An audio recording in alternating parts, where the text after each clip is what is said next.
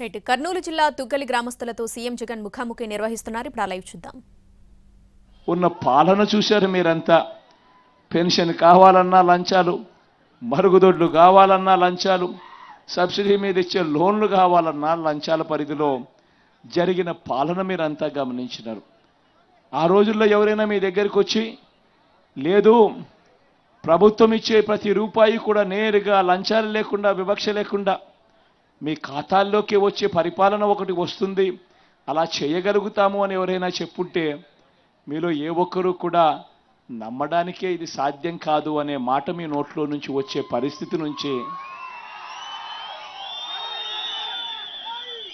ఈరోజు ఈ ఒక్క గ్రామంలోనే ఈ తుగ్గలి గ్రామ సచివాలయం పరిధిలో ఉన్న 5200 జనాభా ఉన్న ఈ తుగ్గలి గ్రామ సచివాలయం పరిధిలోనే 1748 ఇళ్ళు ఉన్న ఈ తుగ్గలి గ్రామ సచివాలయం పరిధిలోనే 95% ఇళ్లకు బటన్ నొక్కడం, నేరుగా నా అక్క చెల్లెమ్మల కుటుంబాల ఖాతాల్లోకి డబ్బులు వెళ్ళిపోవడం. ఈ 58 నెలల్లో ఈ ఒక్క తుగ్గలి గ్రామానికి సంబంధించిన సచివాలయం పరిధిలో ఎంత ఇచ్చామో తెలుసా?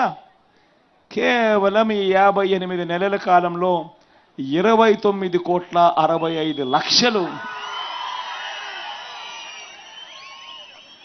29,65,00,000 ఈ ఒక్క తుగ్గలి గ్రామ సచివాలయ పరిధిలో 5226 జనాభాకు 1748 ఇల్లున్న ఊరిలో 1666 ఇళ్లకు అక్షరాల ఈ 58 నెలల కాలంలో 29,65,00,000 రూపాయలు మీ బిడ్డ బటన్ నొక్కాడు, నేరుగా నా అక్క చెల్లెమ్మల కుటుంబాల చేతుల్లోకి డబ్బులు పోయాయి. ఆశ్చర్యంగా అనిపించడం లేదా ఈ నంబర్లు చెప్తా ఉంటే? ఒకసారి గమనించినట్టయితే ఇదే విధంగా రాటన గ్రామానికి సంబంధించిన సచివాలయం పరిధి కూడా తీసుకుంటే అందులో కూడా 4888 జనాభా ఉన్నారు. ఈ రాటన గ్రామం సచివాలయం పరిధిలో 4888 జనాభా ఉన్న ఈ రాటన గ్రామ సచివాలయ పరిధిలో 1569 ఇళ్ళు ఉన్నాయి. ఈ 1569 ఇళ్లకు గాను అక్షరాల 1486 ఇళ్ళు. అంటే ఇక్కడ కూడా 95% ఇళ్లకు నేరుగా మీ బిడ్డ బటన్ నొక్కాడు, నేరుగా నా అక్క చెల్లెమ్మల కుటుంబాల చేతుల్లోకి డబ్బులు పోయాయి. ఎక్కడ లంచాలు లేవు, ఎక్కడ వివక్ష లేదు. ఈ రాటన గ్రామ సచివాలయ పరిధిలో ఎంత ఇచ్చామో తెలుసా? అక్షరాల 26,59,00,000 రూపాయలు ఈ రాటన సచివాలయం పరిధిలోని ఈ 1486 ఇళ్లకు ఈ 58 నెలల్లో మీ బిడ్డ ప్రభుత్వం ద్వారా జరిగిన మంచి ఒకసారి గమనించమని అడుగుతా ఉన్నా. ఒకసారి చూస్తే అమ్మఒడి అనే పథకం దాదాపుగా ఉట్టి అమ్మఒడి అనే ఒక్క పథకం ద్వారా తుగ్గలి గ్రామంలో 2,91,00,000 అక్క చెల్లెమ్మల కుటుంబాల ఖాతాల్లోకి 2.91 కోటి తుగ్గలి గ్రామానికి సంబంధించిన. అయితే రాతన గ్రామంలో మరో 2,57,00,000 ఉట్టి అమ్మఒడి అనే ఒకే ఒక్క పథకం ద్వారా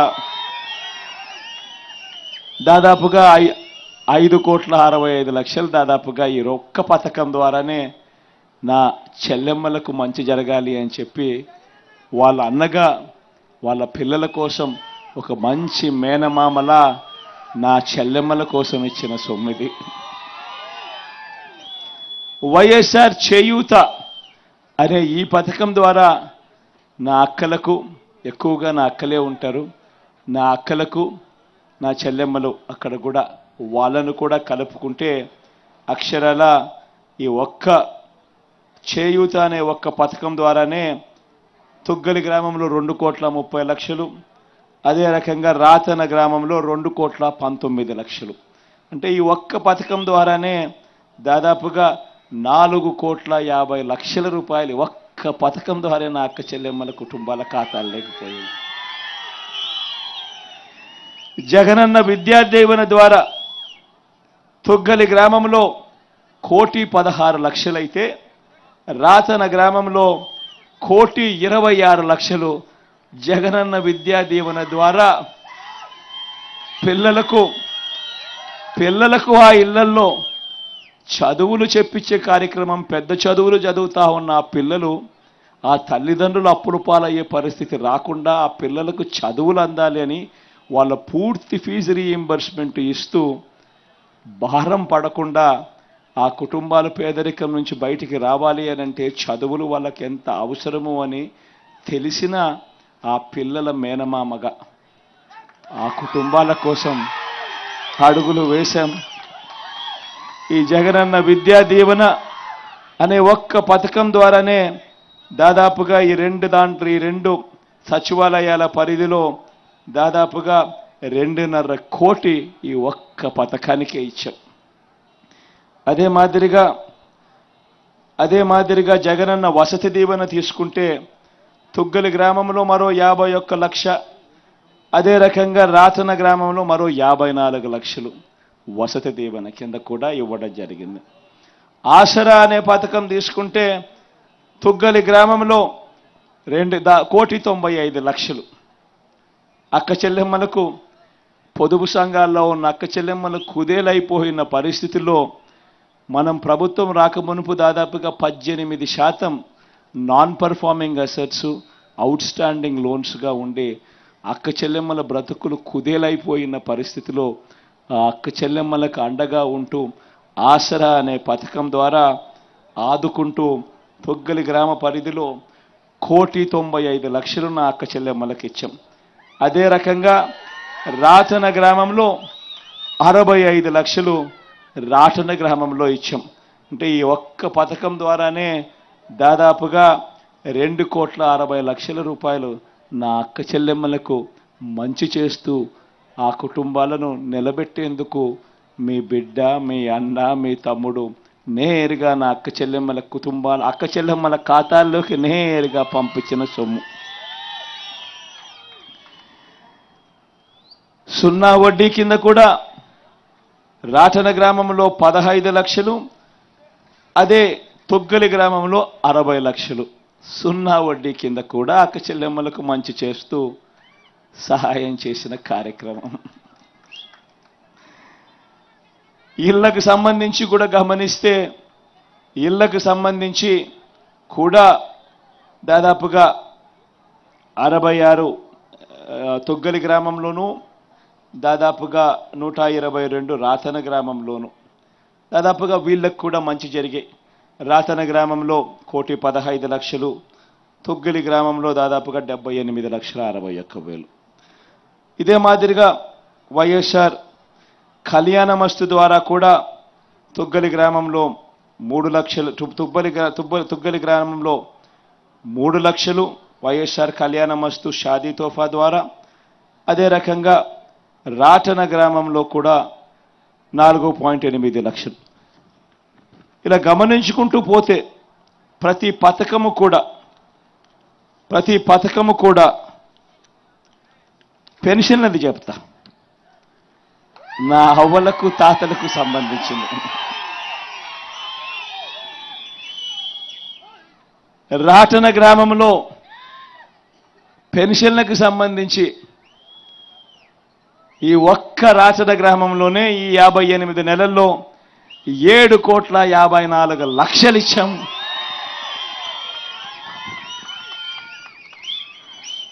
తుగ్గలి గ్రామంలో 7,58,00,000 ఇచ్చాం.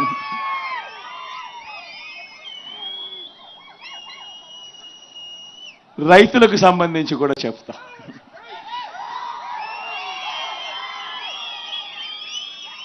వైఎస్ఆర్ రైతు భరోసా ద్వారా వైఎస్ఆర్ రైతు భరోసా ద్వారా ఈ తొగ్గలి గ్రామంలో 6,15,00,000 రూపాయలు ఒక్క తొగ్గలి గ్రామంలో ఇచ్చాం.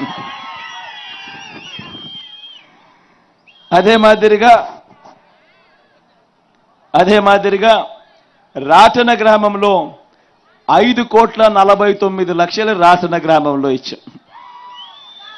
ఇలా అన్ని పథకాలు కూడా చెప్పుకుంటా పోతా ఉంటే మొత్తంగా లంచం లేకుండా, వివక్ష లేకుండా సాధ్యమయ్యే పని కాదు ఎక్కడైనా కూడా అనే దానిని మార్పు చేసి సాధ్యమవుతుంది, వ్యవస్థ తీసుకుని రాగలుగుతాము.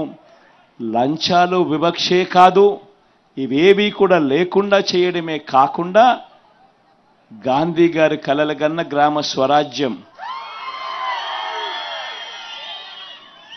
ప్రతి గ్రామంలోనూ చూపించగలుగుతాము అని చెప్పి ప్రతి 60 ఇళ్లకు, ప్రతి 70 ఇళ్లకు ఏకంగా ఒక వాలంటీర్ను పెట్టి నేరుగా ప్రతి పథకము ప్రతి ఇంటి దగ్గరికి వచ్చి చిక్కటి చిరునవ్వులతో తలుపు తట్టి అక్క, చెల్లి, అవ్వ, తాత అంటూ మన ఊరి పిల్లలే, మన ఇంటి పిల్లలే, మన చుట్టుపక్కల పిల్లలే మన మనవళ్ళగా, మన మనవరాళ్ళగా మన ఇళ్ళకే వచ్చి ప్రతి పథకము కూడా నేరుగా మంచి జరిగిస్తూ చేతుల్లో పెట్టి పోతా ఉన్నారు.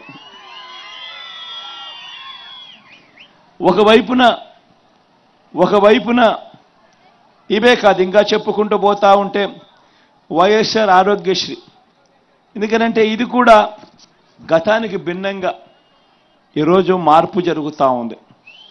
ఆరోగ్యశ్రీలో ఒక తొగ్గలి గ్రామంలో మాత్రమే తీసుకుంటే వైఎస్ఆర్ ఆరోగ్యశ్రీ, వైఎస్ఆర్ ఆరోగ్య ఆసరా ఈ 2 పథకాల ద్వారానే దాదాపుగా 88, ఒక 10 లక్షలు, 98 లక్షలు, 1 కోటి రూపాయలు ఒక్క తొగ్గలి గ్రామంలోనే ఇక్కడ ఉన్న ఈ 1666 ఇళ్లకు మాత్రమే మంచి జరిగిస్తూ ఉచితంగా వైద్యం అందించిన పరిస్థితులు.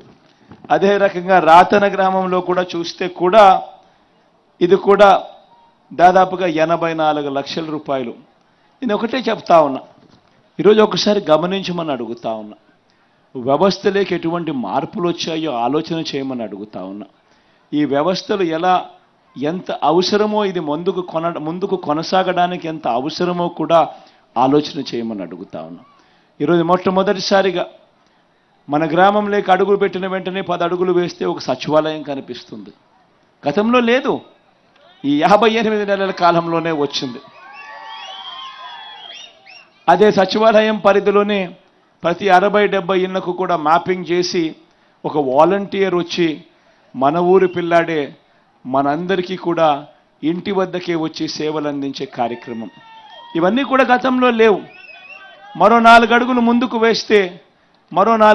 ముందుకు వేస్తే అదే గ్రామంలో ఆర్బీకే రైతు భరోసా కేంద్రం మొత్తం రైతన్నను చేయి పట్టుకొని నడిపించేందుకు విత్తనం నుంచి పంట కొనుగోలు వరకు ప్రతి దశలోనూ కూడా రైతన్నకు తోడుగా ఉంటూ అండగా నిలుస్తూ రైతన్నను చేయి పట్టుకొని నడిపించే ఒక గొప్ప వ్యవస్థ. అందులో కూడా ఒక అగ్రికల్చరల్ గ్రాడ్యుయేట్ అక్కడే ఉద్యోగం చేస్తూ మనకు కనిపిస్తూ ఉన్నాడు. మొట్టమొదటిసారిగా వ్యవసాయం మారింది. ఇంతకుముందు రైతన్నలు ఇన్సూరెన్స్ చేసుకోవాలి అని అంటే ఎవడో బ్యాంకుకు పోయి క్రాప్ లోన్ తీసుకుంటేనే ఇన్సూరెన్సు. ఆ బ్యాంకుకు వెళ్ళి ఆ క్రాప్ లోన్ తీసుకోకపోతే ఆ రైతన్నకి ఇన్సూరెన్సే వచ్చేదే పరిస్థితే లేదు. ఆ బ్యాంకుకు వెళ్ళి ఆ రైతన్న ఇన్సూరెన్స్ తీసుకోవాలనంటే ఆ క్రాప్ లోన్ ఇచ్చేటప్పుడు 4%, 5% కటింగ్ చేసి ఇన్సూరెన్స్ ప్రీమియం అని చెప్పి కటింగ్ చేసి 1,05,000 రూపాయలు కటింగ్ చేసి ఆ తర్వాతనే ఇన్సూరెన్స్ వచ్చే పరిస్థితి. ఇంట ఒకరి చేత మెల్ల చేసే పరిస్థితి. ఇవాళ నేను ఒకటే అడుగుతా ఉన్నా, ఈరోజు ఏం జరుగుతూ ఉంది? ఈరోజు ఆర్బీకేలు వచ్చాయి. ప్రతి ఎకరా కూడా ఈరోజు ఈ క్రాప్ చేసి రైతులందరికీ కూడా ఉచితంగా పంటల బీమా అమలు చేస్తూ రైతన్నకు అన్ని దశల్లోనూ పంట విత్తనం నుంచి కొనుగోలు దాకా రైతన్నలకు ప్రతి దశలోనూ కూడా పెట్టుబడి సహాయంగా రైతు భరోసా ఇస్తూ ప్రతి దశలోనూ రైతన్నకు తోడుగా ఉంటున్న మార్పు ఈరోజు మన గ్రామంలో కనిపిస్తూ ఉంది. మరో 4 అడుగులు ఇదే గ్రామంలోనే అడుగులు ముందుకు వేస్తే మన బడి కనిపిస్తుంది, మన గవర్నమెంట్ బడి కనిపిస్తుంది. మొట్టమొదటిసారిగా గవర్నమెంట్ బడులు రూపురేఖలు మారాయి. నాడు నేడుతో గవర్నమెంట్ బడులు రూపురేఖలు మారాయి. తెలుగు మీడియం పోయి గవర్నమెంట్ బడులు ఇంగ్లీష్ మీడియం అయ్యాయి. 8వ తరగతి పిల్లాడి చేతిలో ఈరోజు ట్యాబులు కనిపిస్తూ ఉన్నాయి మన గవర్నమెంట్ స్కూల్లో. 6వ తరగతి నుంచి ఆ గవర్నమెంట్ బడిలో ఉన్న క్లాస్ రూములు 6వ తరగతి నుంచే ఏకంగా ఐఎఫ్పి ప్యానెళ్లతో డిజిటల్ బోధన మన క్లాస్ రూమ్లలో ఈరోజు గవర్నమెంట్ బడులలో, పేదలు వెళ్ళే గవర్నమెంట్ బడులలో ఈరోజు డిజిటల్ బోధనతో కార్పొరేట్లు కూడా గవర్నమెంట్తో పోటీ పడాల్సిన పరిస్థితిలోకి గవర్నమెంట్ స్కూళ్ళు తయారయ్యే పరిస్థితులు ఈరోజు మన గ్రామంలోనే కనిపిస్తూ ఉన్నాయి. మార్పు చూడమని అడుగుతా ఉన్నా. మొట్టమొదటిసారిగా ఆరోగ్యశ్రీ పరిస్థితి చూస్తే ప్రజలు ఏ ఒక్కరూ కూడా అప్పుల పాలు కాకుండా వైద్యం అందే దిశగా అడుగులు పడ్డాయి. 4 అడుగులు వేస్తే విలేజ్ క్లినిక్ మన గ్రామంలోనే కనిపిస్తూ ఉంది. అక్కడే విలేజ్ క్లినిక్ ఫ్యామిలీ డాక్టర్ కాన్సెప్ట్తో అనుసంధానం. మొట్టమొదటిసారిగా ప్రతి 15 రోజులకు ఒకసారి డాక్టర్ వస్తూ ఉన్నాడు. విలేజ్ క్లినిక్లో కూర్చొని ఈరోజు వైద్యం అందిస్తూ ఉన్నాడు. ఆరోగ్య సురక్ష అనే కార్యక్రమం ప్రతి 6 నెలలకు ఒకసారి జరుగుతూ ఉంది. ప్రతి ఇంటిని జల్లడబడతా ఉన్నారు, ప్రతి ఇంట్లోనూ టెస్టులు చేస్తూ ఉన్నారు, ప్రతి ఇంట్లోనూ ఉచితంగా మందులు ఇచ్చే కార్యక్రమం జరుగుతూ ఉంది. ఆరోగ్యశ్రీ పరిధిని 1000 ప్రొసీజర్ల నుంచి 3300 ప్రొసీజర్లకు పెంచాం. ఆరోగ్యశ్రీ కార్డు లిమిట్స్ ఏకంగా 25 లక్షల దాకా ఉచితంగా వైద్యాన్ని తీసుకొని పోయాం.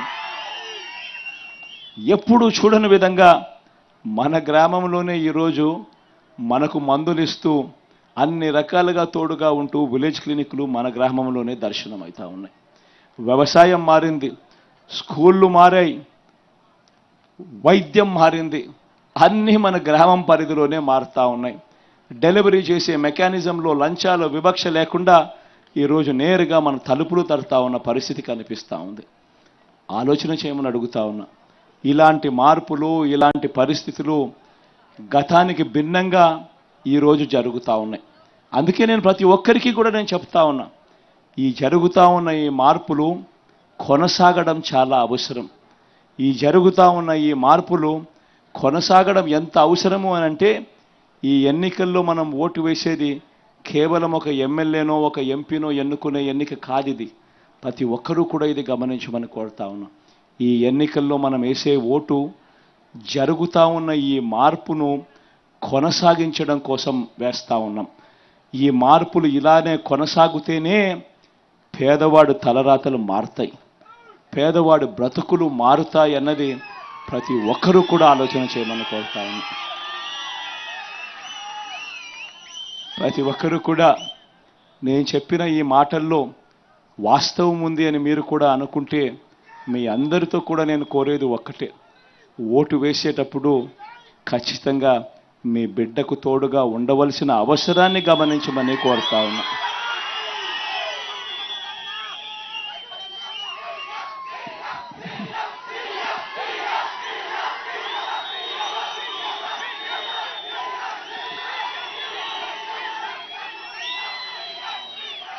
ఇక జరుగుతూ ఉన్నాయి ఈ కార్యక్రమంలో ఎవరైనా మాట్లాడాలనుకునే వాళ్ళకు మైకు మీ దాకా మీకే ఇస్తా. మైకు మీరిచ్చే సూచనలు సలహాలు ఏవైనా ఉంటే తీసుకునేదానికి నేను సిద్ధంగానే ఉండా. మీరిచ్చే సలహాలు సూచనలు కూడా మరింత మెరుగ్గా ఏదైనా చేయడానికి ఉపయోగపడితే తప్పకుండా తీసుకునే దానికి సిద్ధంగా ఉండాలని తెలియజేస్తూ, మైక్ ఎవరైనా మాట్లాడాలనుకుంటే మాట్లాడచ్చు అని మైక్ ఇస్తున్నా.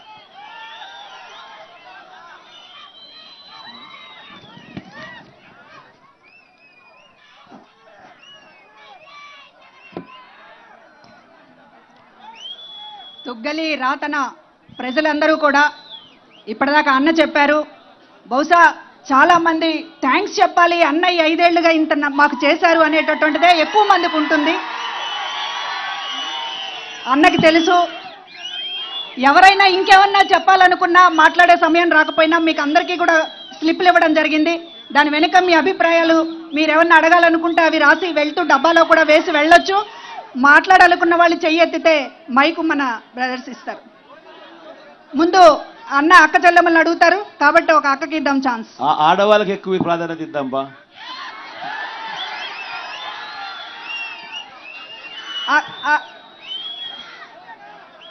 అమ్మ అక్కడ మైక్ ఇవ్వండి.